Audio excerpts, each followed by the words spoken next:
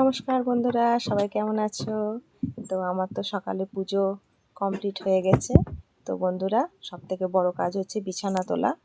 প্রচুর বিছানা থাকে, আর এই সবাই ঘুম থেকে উঠে গেছে, যে যার কাজে চলে গেছে। আমার ছেলেটাও পড়তে বসবে, কেননা একটাই ঘর, তো খুব অসুবিধে হয়, তাই জন্য বিছানাটা খুব তাড়াতাড়ি আমাকে তুলে নিতে হয়। তো বিছানাটা তুলে নিয়ে আমি নিজের কাজে যাব। তো বন্ধুরা, বিছানা তুলে পরিষ্কার করে রেখে এই বিছানার চাদরটা পাততে হয়। সবাই করে সকালবেলা, এই কাজটা হচ্ছে করতেই হয়, কেননা বিছানা পড়ে থাকলে খুব বাজে লাগে। তাই জন্য বিছানাটা আমি তুলে আগে পরিষ্কার করে রাখার চেষ্টা করি।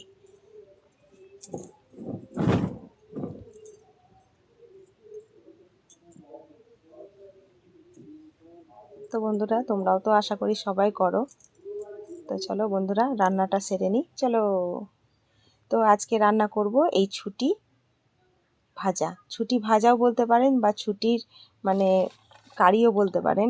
এই রকমভাবে যদি ছুটি করেন, ছুটিটা কেটে নিয়ে একটু তেলের মধ্যে ছুটিটাকে দিয়ে একটু হালকা জল দিয়ে লবণ মিষ্টি দিয়ে ভালো করে সেদ্ধ করে নেবেন। ছুটিটা কিন্তু ভাজতে হবে প্রথমে তেল দিয়ে।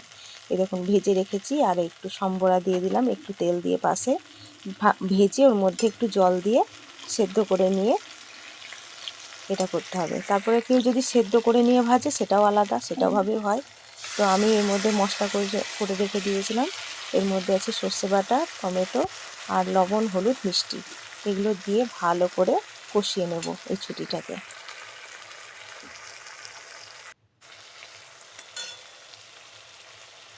দেখুন, একটু মিষ্টি তো অবশ্যই দিতে হবে। আর ছুটিটা যখন ভেজেছিলাম, সেদ্ধ করার সময় তো একটু মিষ্টি দিয়েছিলাম, কেননা ভিতরে মিষ্টি লবণ না দিলে ঢুকবে না।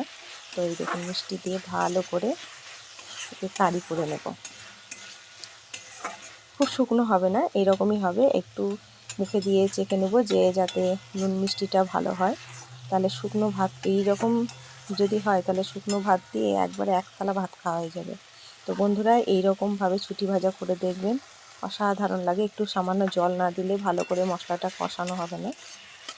তো তেল ছাড়া পর্যন্ত ওকে কষাতে হবে। এই দেখুন, পাশে থেকে দেখুন তেল বেরিয়ে গেছে, মানে আমার ছুটিটা হয়ে গেছে। একটু টমেটো অবশ্যই দেবেন, না হলে টমেটো না দিলে একটু খেতে ভালো লাগে না। শুকনো শুকনো ভাতের সঙ্গে খুব ভালো লাগে। আর অবশ্যই একটা কাঁচা লঙ্কা দিয়ে দেবেন। তো লবণ মিষ্টি অবশ্যই ঠিক আছে।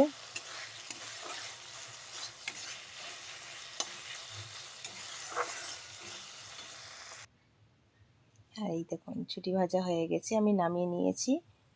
কি সুন্দর কালারটা এসেছে দেখুন। এইভাবে ছুটি ভাজা করে খাবেন বন্ধুরা। আর পাশে রয়েছে আমার পটল।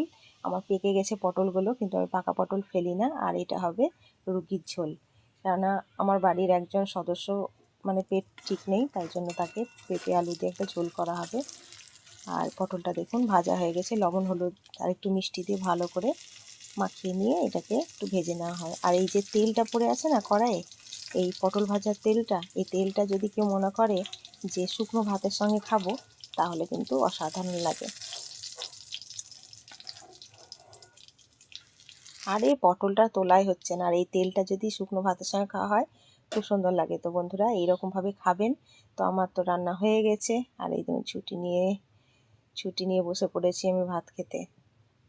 একটা কাঁচা লঙ্কা অবশ্যই থাকবে, কিন্তু কাঁচা লঙ্কাটা ঝাল হবে কি না এটাই আমার সন্দেহ, কারণ ঝাল না হলে খেতে ভালো লাগে না। আর এই ছুটি ভাজা, এই দেখুন লঙ্কাটা, আর এই টমেটো শুকনো ভাতের সঙ্গে মেখে, আহ দুর্দান্ত দুর্দান্ত। কোনো কথা হবে না বন্ধুরা, কোনো কথা হবে না। একবার শুধু জাস্ট খেয়ে দেখবেন, এরকমভাবে করে জাস্ট খেয়ে দেখবেন, তারপরে আমাকে একবার কমেন্টে লিখবেন যে হ্যাঁ, কেমন লাগছে এটা কচু সেদ্ধ। জাস্ট অসাধারণ নিরামিষ রান্না। আর এইটা হচ্ছে রুগীর ঝোল, সবাইকে খাইয়ে দিয়েছি। আর আমার একটু ছিল, আমি এটাই নিয়ে নিয়ে রেখেছিলাম, একটু পাতে খেয়ে নিলাম। ভালোই হয়েছে, রুগীর ঝোল বলাটা ঠিক নয়, খেতে ভালোই হয়েছে। তো বন্ধুরা, কেমন হয়েছে আমার রান্না? আর এই যে আমার একটা ছেলে বদ।